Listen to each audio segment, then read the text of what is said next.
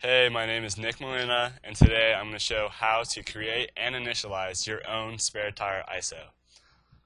Now the thing about this is to make the ISO, you're going to start off with a 3.5 floppy disk. Now it's not going to be a CD or USB or DVD or whatever virtual thing you want. It has to be a 3.5 floppy disk. So what I had to do is use an external A drive to load the floppy disk. Then you're going to go to My Computer. Make sure the device is recognized, and then right-click 3.5 floppy, the A drive, and click Format.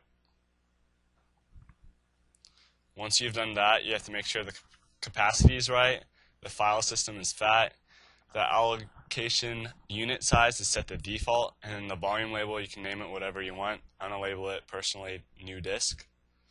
Make sure the format options are all unselected, and then press Start. Then press OK on the warning. Once you've done this, it may take a little bit. I'm going to fast forward through the process. Floppy disk is done formatting. We're going to transfer the three files that make up the Sparetire ISO into the 3.5 floppy. And the first thing you do, since by default these files are hidden, you're going to have to go to the control panel and then go to the folder options.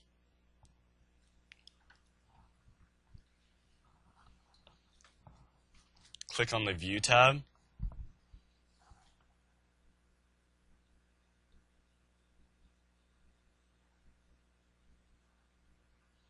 And make sure your settings are the same as mine. As you can see under Hidden Files and Folders, I have Show Hidden Files and Folders. And also I have Hide Protected Operating System Files unselected. You might get a warning message, but just ignore it. Once you've done that, we're going to go locate our three necessary files, which include ntloader, boot.ini, and ntdetect.com.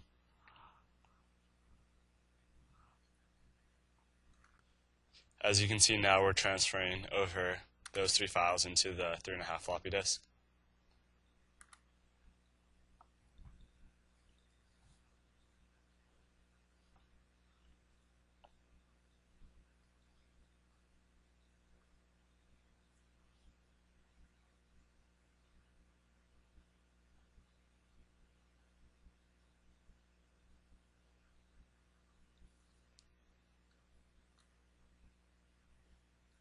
Once you've transferred all the files and they're in the A drive, you're going to make sure and click Properties in each of the file and make sure that they're not read-only.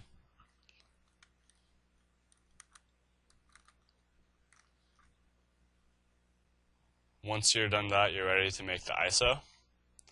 And to do that, we're going to open up a program called Magic ISO, which you can download a trial version for free online.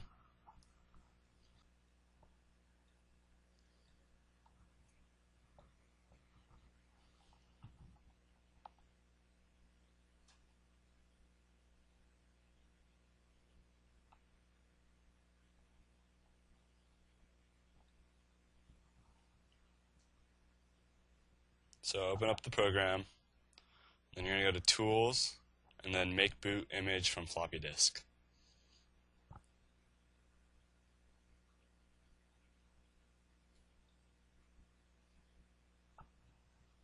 And then name your ISO whatever you wish.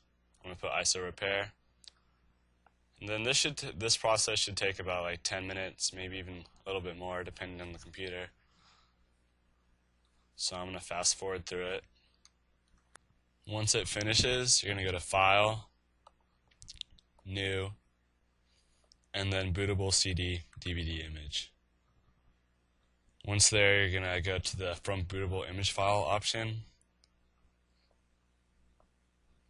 and locate the file you just made from the floppy.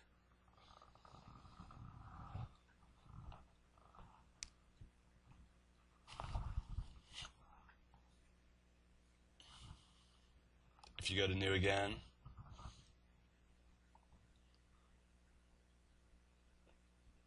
it's going to go Save As, and you're going to put in the name of the ISO.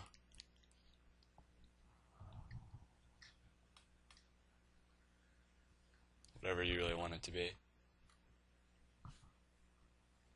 And it'll ask you again. And then your ISO should have successfully just been made. So now I'm going to switch over to the server console and test out the ISO that I just made. This is a ski console. All its clients are on basic provisioned or SMB mode. So I'm going to open it up and then go to the Go tab and then monitoring. From there, go down to the Intel AMT systems, then click your system states, assuming that you've installed your Intel AMT management pack correctly. You should see all your AMT computers. I'm going to select one of them right here. I'll select AMT2, and then you're going to want to choose the Intel AMT Power Control Advanced Options management pack user interface. From there, you're going to go to the redirection tab, click Sol,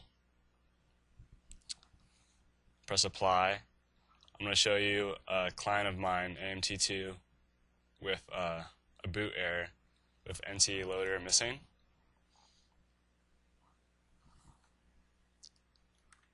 And since you never want to trust the customer or trust the customer's words, you're going to just open up Sol serial over LAN and notice that the problem is indeed that the NT loader is missing.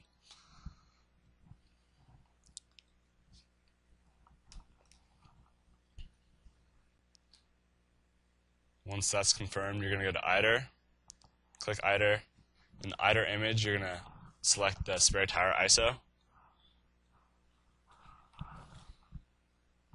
press apply.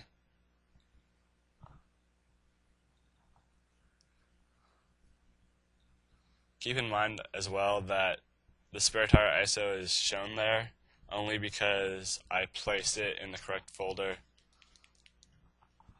that you can change in your AMT settings on ski. Notice how the remote console display is bypassed. That's usually a good sign because that probably means that they booted to the Windows. Also keep in mind that this is a Sparetire ISO, so it's not permanent. So once you got the system booted up, the client ready to go, you're going to want to map a network drive by going to My Computer and then go to Tools and then Map Network Drive. If you follow the example, just do // the client name, then /C $. And what I'm going to do is copy my NT loader from my server, which I found in the i386 folder of my server, and paste it into the network drive, which is connected to my client computer. And now the problem should be solved, since the NT loader is back in where it should be. Now if I stop the IDER session, and then do another Sol session, I should see whether or not my Sparetire ISO and my map network drive actually worked. So it's loading up. Moment of truth here.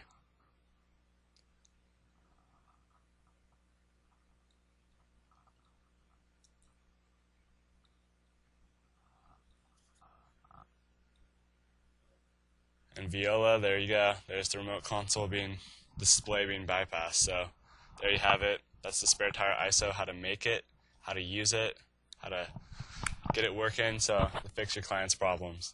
Thank you.